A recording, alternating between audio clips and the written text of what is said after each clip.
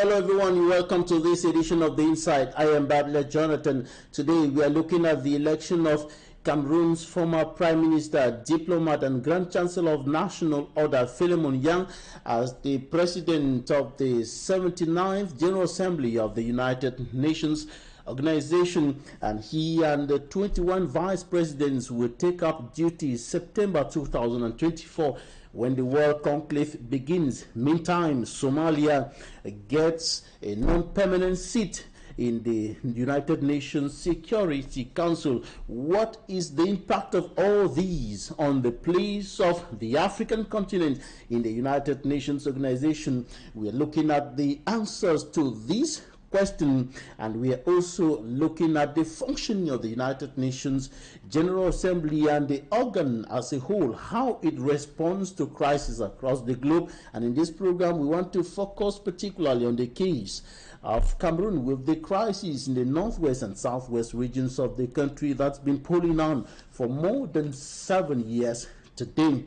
And that is what we are looking at in this edition of the program. Meet our guest in some few seconds.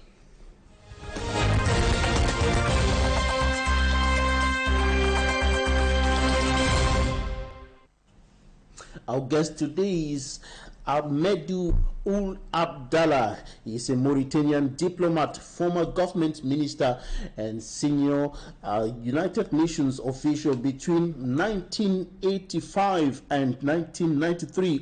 ABDALLAH worked as advisor on energy, including renewable energies and African issues, to the United Nations Secretary General from 1993 to 1995. He was the then Secretary General Boutros Ghali's special representative in Burundi, and that was during the first part of the Burundi civil war. And between 1996 and 2002, he served as Executive Secretary of the Global Coalition for Africa, a Washington, D.C. based intergovernmental organization or forum dedicated to African issues. In 2002, the then Secretary General Kofi Annan appointed him as special representative for West Africa as the head of the UN Office for West Africa. And from 2003 to 2007, ABDALLAH was jointly special representative of the Secretary General for West Africa and chairman of the Cameroon-Nigeria Mixed Commission. He was successful in supporting the peaceful settlement of the land and maritime dispute between the two countries. He is currently the chairman of the Center for Strategy Security Sahel Sahara. Welcome to the program.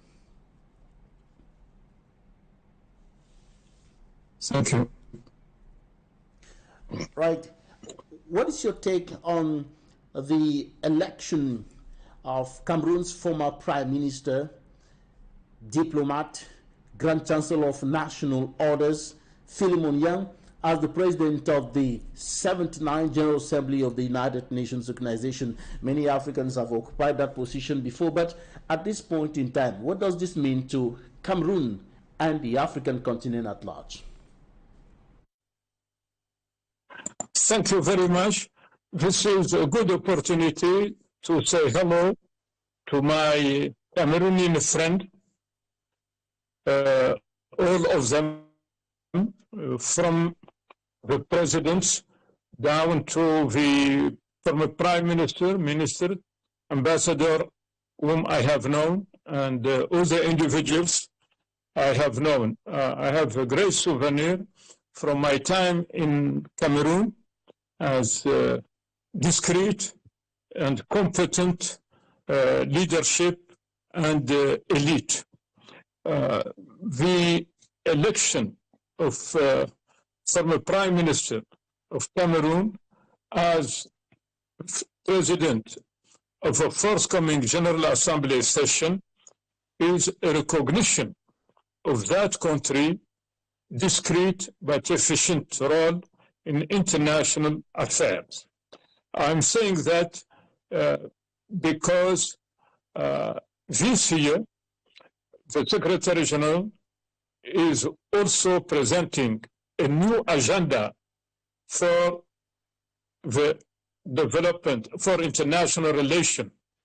It is reviewing 25 years later the new peace agenda. So I'm very happy that the debate on a new peace agenda will take place under the leadership of an official from a country I have known with competence in many issues, especially legal and diplomatic. This is the point I would like to make at face level. Recognition of Cameroon, of its leadership, and especially the individual qualities of Cameroon élite. Les cadres sont assez bons en général.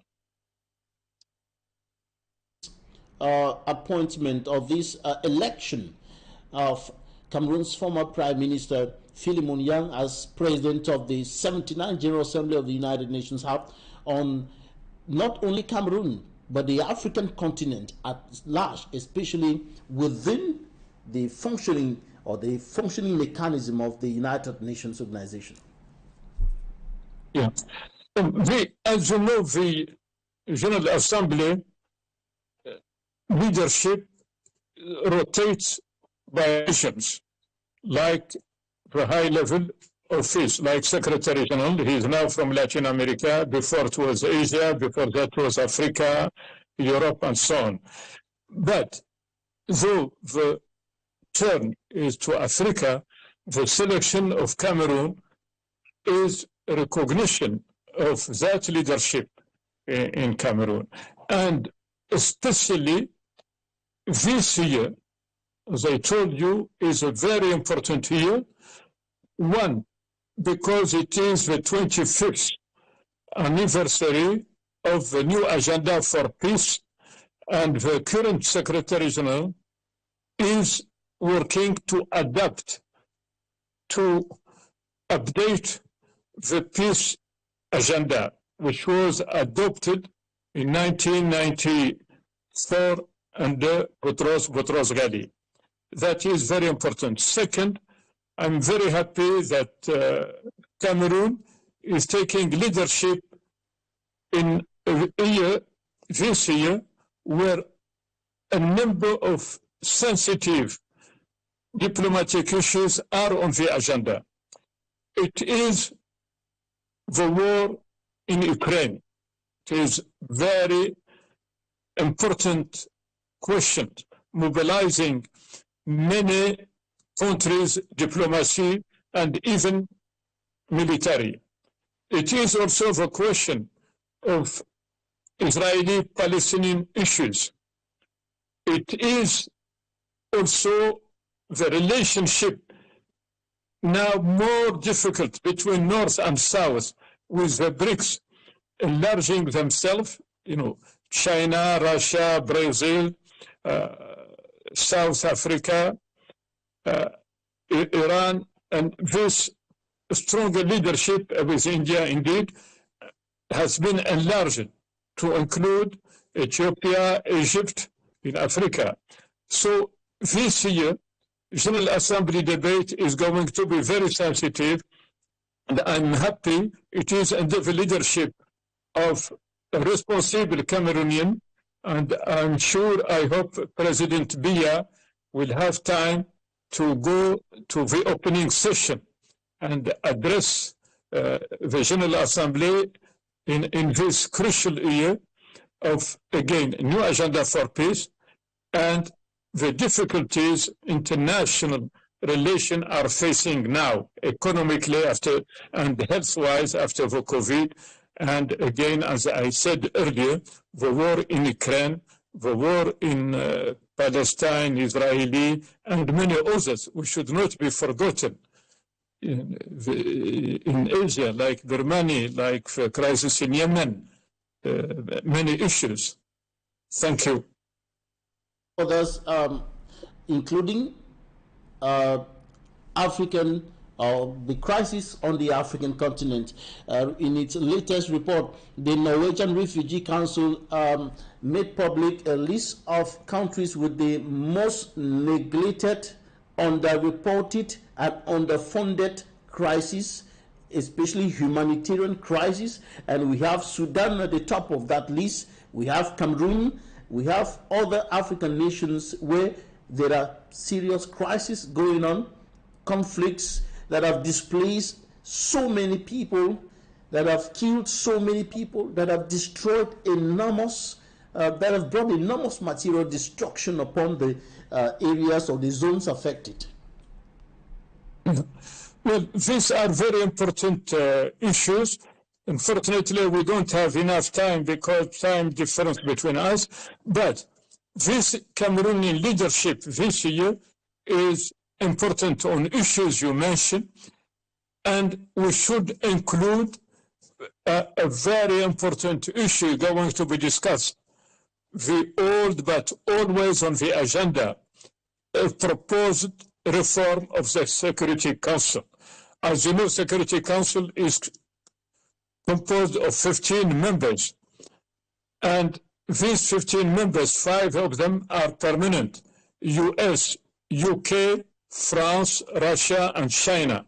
There is a strong debate, a long professional debate, to enlarge it, even without allowing veto power to countries, how to do it, what role for Brazil on behalf of Latin America.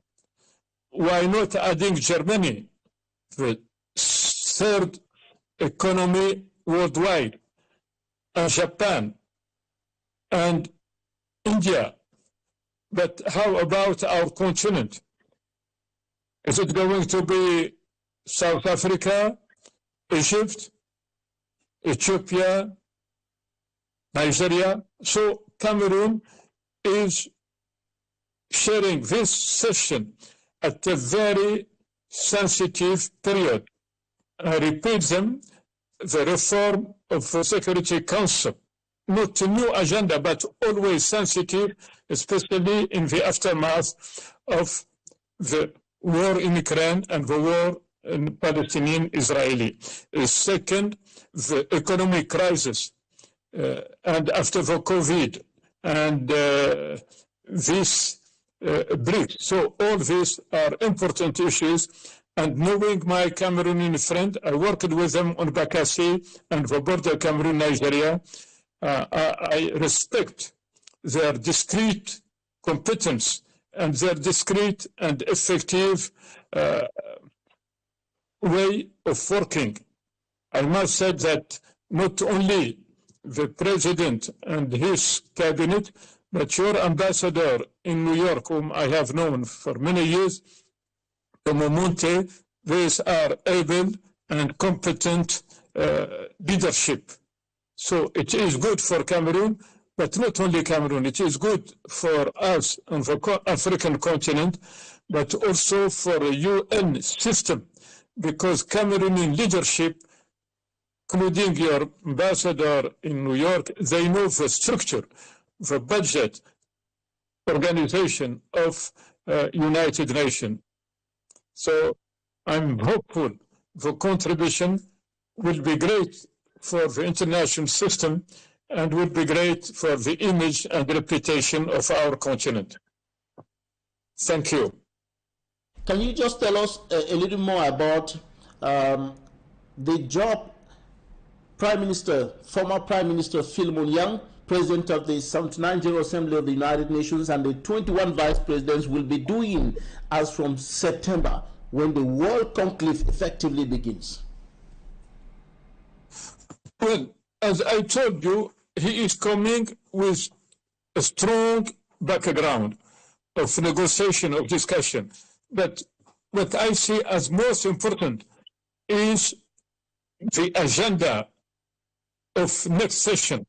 It is a new peace agenda. The Secretary General is working on a new program to address burning issues at international level.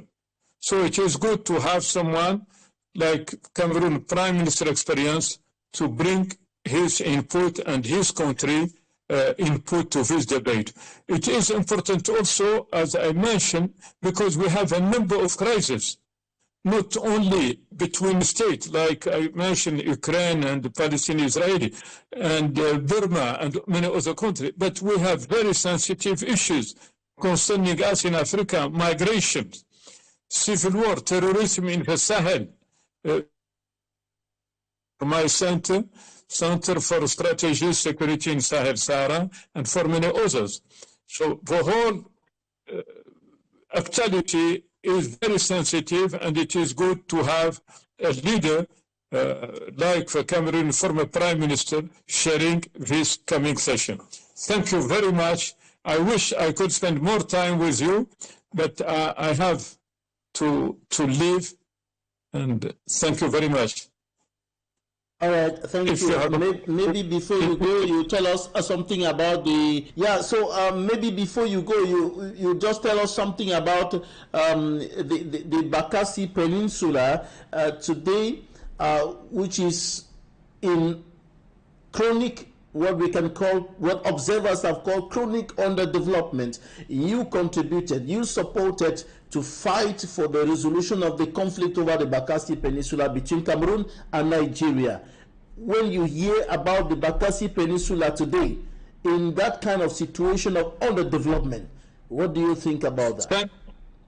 Thank you very much to have reminded me of the role I played under the wise and able leadership of my friend Kofi Annan, late Kofi Annan.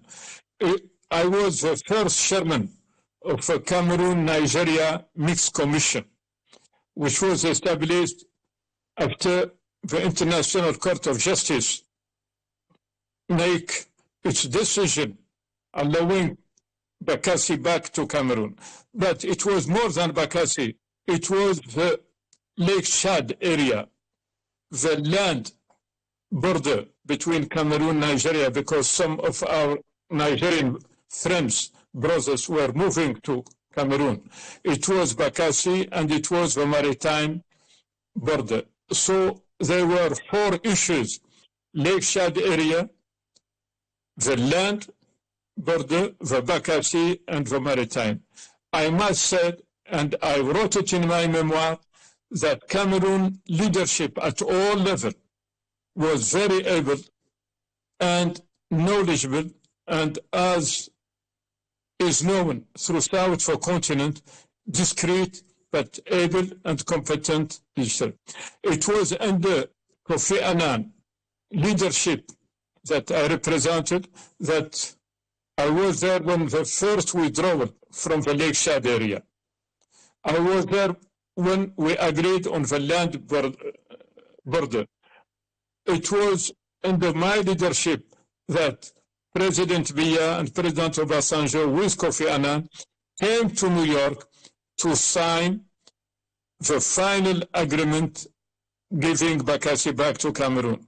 And I miss two friends, the Minister of Justice, my good friend Ali, God bless him, who died, who was minister in charge of it, AHMEDOU Ali, and also the Secretary General of the President Office, former ambassador to Geneva and New York, your permanent representative there, who is also a good friend and died 3 years.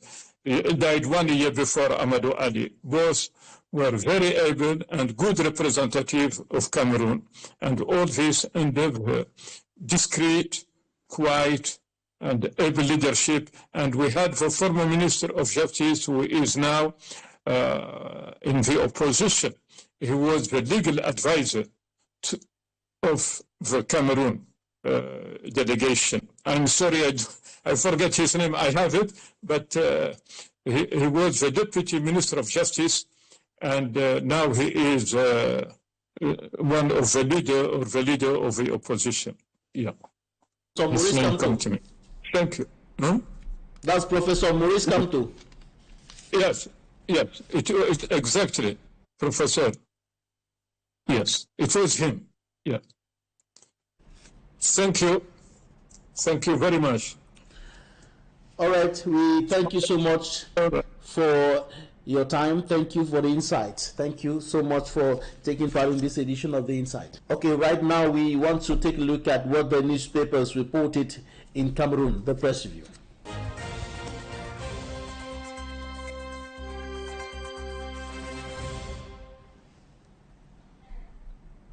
Right, we begin the press review today with the Guardian Post. Faker Food Sports Ministry saga deepens further. The dispute over the technical staff of the Indomitable Lions of Cameroon is yet to be over, even after the victory of the Indomitable Lions against the team of Cape Verde in the World Cup qualification game. That is what the Guardian Post is saying, that the conflict between the Ministry of Sport and Physical Education is still deepening. Another issue of the paper says World Cup qualifiers, Faker Food unleashes killer punch on the government.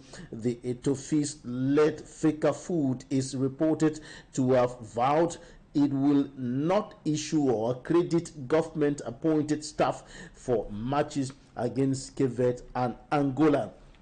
Another issue of the Guardian Post, Cameroon on global stage again. Former Prime Minister Philemon Yang voted United Nations General Assembly President. That is the information on the front page of this issue of the Guardian Post. Municipal update says about the election of Philemon Yang as President of the United Nations 79 General Assembly.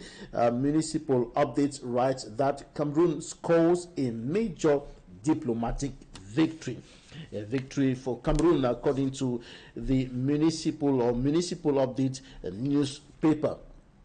Another Cameroonian honoring his country on the international stage is the minister or the member of parliament for Boya Urban constituency, Honorable Malumba Sembe, who echoes Echo du Parlement reports that exhibits brilliance as leader of an election observation mission to Mexico. According to Echo du Parlement, the member of parliament is exhibiting brilliance in that mission to Mexico. Now the Sun, on the front page of the Sun, the Social Democratic Front, SDA political party, says it is ready to liberate Cameroon from a 64-year-old failed system. This is what the national chairman of the Social Democratic Front, Honorable O.C. Joshua, has said, and this is article is contained in the Sun. This article is contained in the Sun newspaper. Municipal updates reminds members of parliament and mayors that they have 8 months left to quit office. Their mandate ends in 8 months. The Guardian Post reporting on the crisis within the Cameroon Party for National Reconciliation. The Guardian Post says that the faction of co-founder Robert Kona justifies the holding of the Congress in Gidigidis after Marwa Court of First Instance hindered the event, and the Kona-led faction also justifies the exclusion of elected President Cabral Libi and others from the party, and they are saying that they have violated rules and regulations of the party. The Post, Deposit and Consignment Fund may embark on forceful recovery of unclaimed funds after deadline. That information is in this issue of the Post newspaper. The Advocate reports that stakeholders applauded and gave thumbs up to the management of the Southwest Development Authority, Soweto, during the institution's board meeting as it strives to carry on with development despite the unstable and volatile security situation in the region. The horizon after pharmacists shut down Bon-Francois factory for non-conformity. Doctors say no medication without prescription. Another issue of the paper constructs a bridge for Cameroonians to meet with Dr. Gibson Fokwa, who is a US-based pioneer medical esthetician and tropical skin care specialist. of Cameroonian nationality. And that's it for this edition of the Press Review.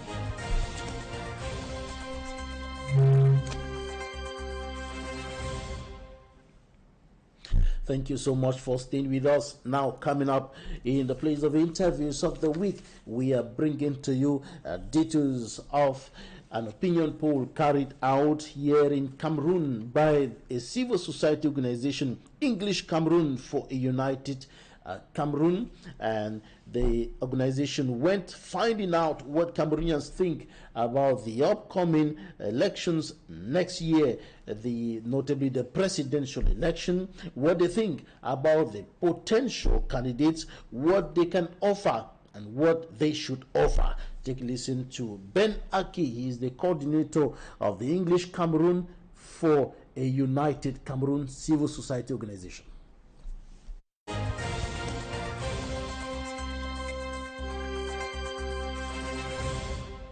All around the world, people use opinion polls to determine the trends of political matters.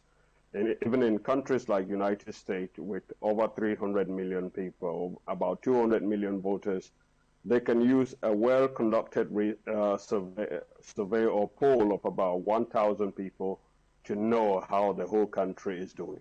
The key to that is to diversify the number of people who respond. So we have been doing this in Cameroon for the past 3 to 4 years.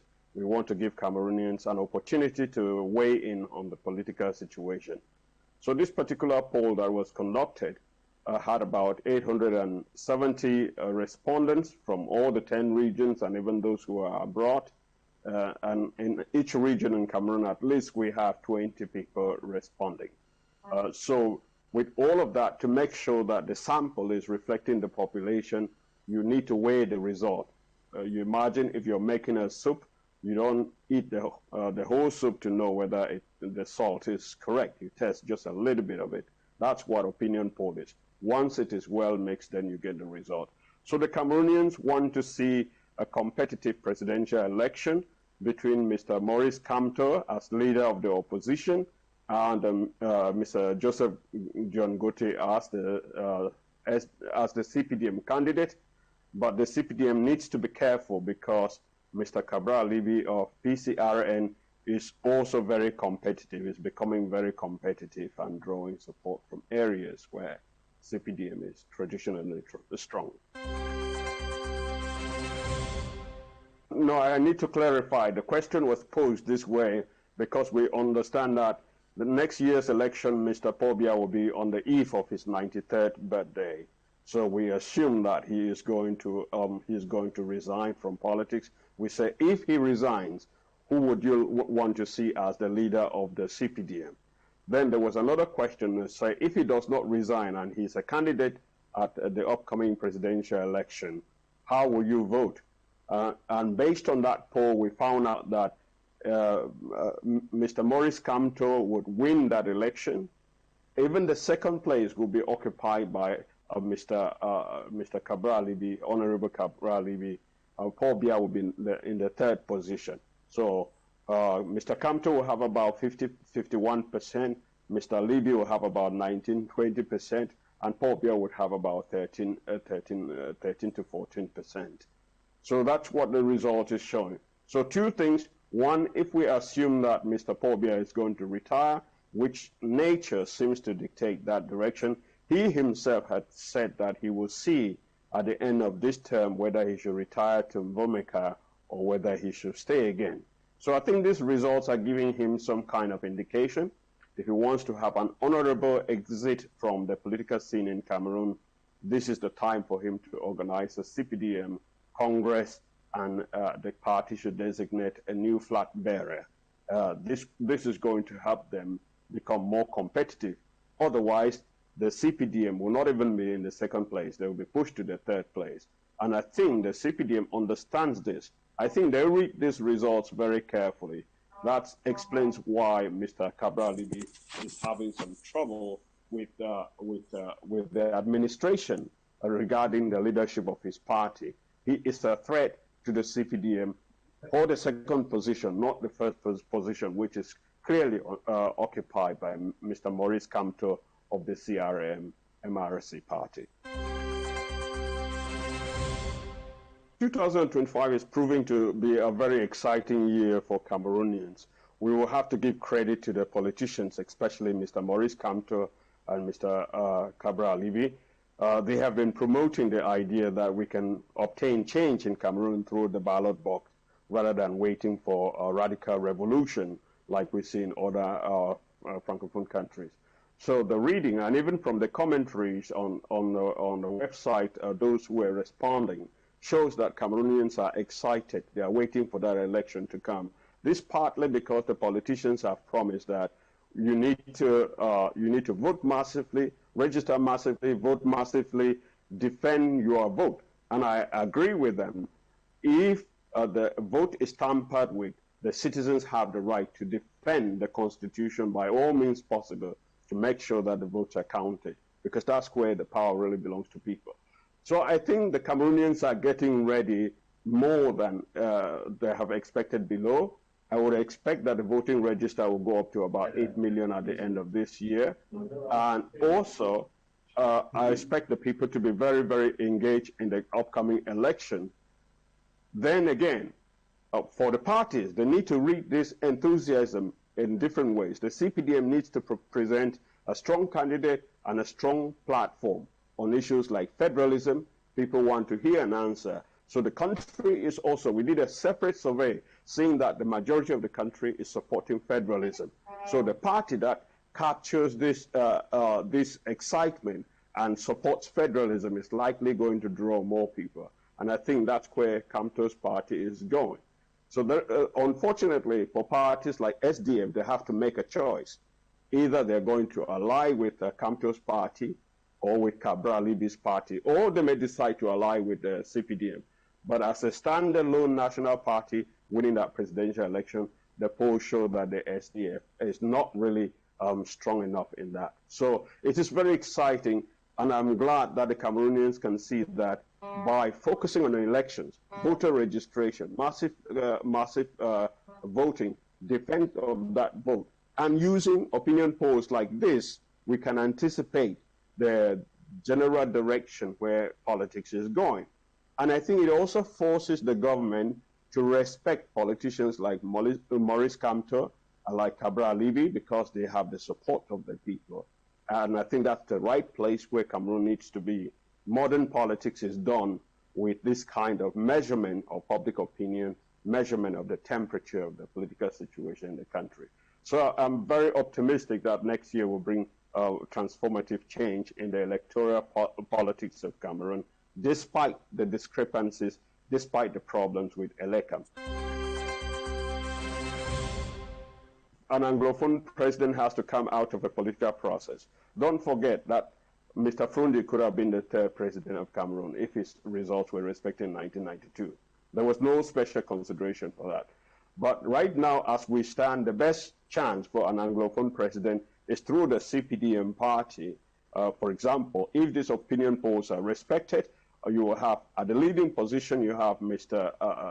Joseph Dion-Goti, but also among these top 5 candidates is Philemon Yang, who is now the president of the UN General Assembly, upcoming UN General Assembly. So the CPDM has a chance to put forward an Anglophone, but putting forward an Anglophone without accepting federalism, I don't think it's a good consolation prize for Anglophones. So right now, Anglophones care more about federalism than an Anglophone president, because even somebody like Mr. Tanganji, if he were made a president, I don't think Anglophones would go out celebrating. They care more about federalism. And that federalism can come from Maurice Kamto, or it can come from the CPDM. But the CPDM cannot count on the fact that somebody is an Anglophone to woo the country to the idea of an Anglophone president. So we must always combine this idea of Anglophone president with federalism. So as it stands, a Francophone president who gives federalism is far better than an Anglophone president who maintains the unitary state. And right now, there is no strong Anglophone on the opposition side. On the ruling party side, the leading candidate is an Anglophone. But if the CPDM really wants to be in a strong position to compete against Mr. Maurice Kamto, they should choose an Anglophone and they should choose federalism. And that would make the politics very, very interesting.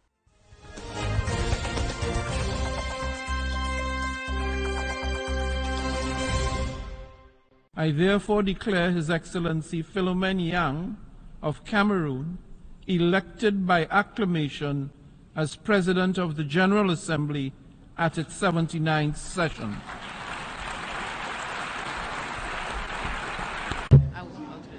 Yeah. Good afternoon, everyone. I have the honor to introduce you to the President-elect of the General Assembly, His Excellency Mr. Philomen Yang. He will deliver some opening remarks, and after that, take your questions. Thank you very much. Your Excellency, the floor is yours. Thank you very much.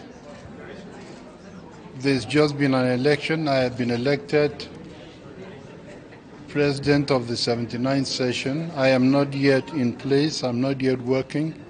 So I look forward to this with a lot of enthusiasm. Well, I say unity in diversity because diversity is a part of life. And all the nations are diverse. And I am convinced that through dialogue, through consensus, talking together and looking into the future all together, we can solve problems. The message I brought to my people is to love one another. What you don't want somebody to do to you, don't do it to another person. That is the whole message. And the whole message is centered on love. Because if you don't love, you will surely do what is bad to another person. Considering the insecurity that we see find in some areas in the division, and so the covers of the states are strained, the kind of subvention we used to receive from Minade, for example, or other structures in Yaoundé, they do no longer come, or they come, they actually trickle. Resources were mobilized to the tune of about 2,266,000,000, and of those 2,266, 1,840 were executed, in terms of expenses. So that gives an execution rate of about 81%. SOEDA is an implementing part to the main implementing structure, which is the UNDP. And till date, we are still expecting, to be told what we are supposed to do and to be given the means to do that. It's true, it's a bit slow, but we're working towards that. Women have not been integrated into natural resource management. Few women are educated on our about natural resource management, about our laws, the laws of the national laws. So women have problems of access to education. Women's voice are not heard. It means women are being marginalized. They should also be given room in order that women should also play their own role in the management of natural resources. I will take the lead to sensitize the community, more especially the women. Women have to stand up, sit up to manage our natural resources. The first impact is that it creates soil infertility. It renders the soil unfertile for any form of agriculture. Many who are conducting agriculture today will realize that in the days when we used to go to the farm, we used to remove stones. But now we have to remove stones and plastics from the soil to make it fertile. The other impact is simple. When it goes into the gutters, it blocks the gutters because it doesn't allow water to go through. It simply blocks it and creates flooding. A lot of flooding we see around is because of plastics. It pollutes aquatic organisms and even normal terrestrial organisms by the fact that when they eat those plastics, they die because they confuse this plastic with food. When you confuse, when some fishes confuse plastic with sea anemones, because there are some aquatic animals that are just like plastic, and they can confuse it. When they consume it, they simply die. And many of them are dying today, including cattle. Many cattle have died because they have consumed plastic, particularly in the far north region where you have no grass. The plastic you are throwing in your bin today, your fourth and fifth generation can still find it. Deforestation is contributing a lot to desertification. It is prior to desertification. As of now, we are witnessing, even in the littoral region, some aspect of this desertification, which might be looking surprising. Desertification is not just when you see sand. Even just by the fact that you look around, you no longer see any natural tree. It is part of desertification. Most of the forests we are seeing around is what we call secondary forest, because it is what has been planted. This is dangerous. The more you cut them, the more you feel the heat and the warmth.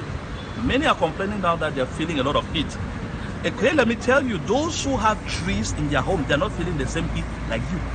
You are feeling it because you don't have trees. The impact of deforestation is huge, particularly contributing the effect of climate change, and in addition, contributing to changing the temperature of the various areas, particularly that of Douala, for example. Many people keep on building without planting fruit trees, and other tree around. You see, this tree brings a microclimate around.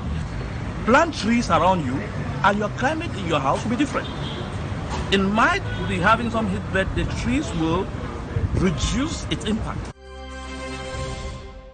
I have traveled in so many countries, and I can see how beautiful some of those countries are. And when I came back to Cameroon, I discovered that plastic was one of the things that made our country look so ugly. So I decided to venture into plastic recycling, just to let people that we don't have to litter plastic. I am encouraging a lot of young people to venture into it, because the raw materials are very cheap, they are free. I think we still have a problem because we are dumping all our waste in one trash can. I'm very happy what the Cameroonians have done today. We cut there, the match has played very well. I'm so very happy for what Matt Brice have done today. Ngadu Ngandwi has come and proved that he must be there at every time Cameroon must play. He must be there, and he has scored one goal. I'm very happy for Ngadu Ngandwi. We are very excited today about the result of our NW Lion. Yes. So they prove us that they are the lion. The return of Gandu Gadwi. We have 5 Collins. That is the key player that we needed, and the AFCOM. But we were glad to see our new player like Carlos Baleba, who do a good performance. Yes, that is what we are happy today.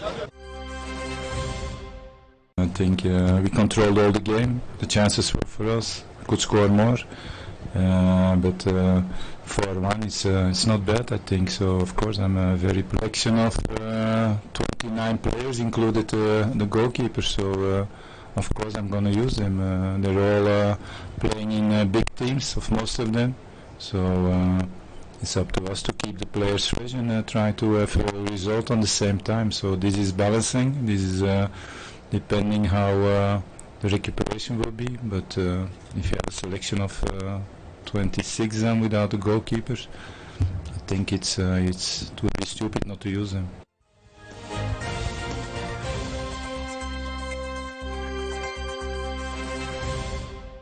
That was Ben Aki, coordinator of English Cameroon for a United Cameroon Civil Society organization, speaking to us from the United States of America. And earlier we had AHMEDOU ABDALLAH, a Mauritanian diplomat, former government minister and former senior United Nations official, speaking to us from the Mauritanian capital, Nouakchott. And that's it for today's edition of The Insight. You can follow the program on our YouTube channel, and you can also follow us on Facebook, and of course the follow-up, you can also follow the rebroadcast of the program on Friday at 5 p.m.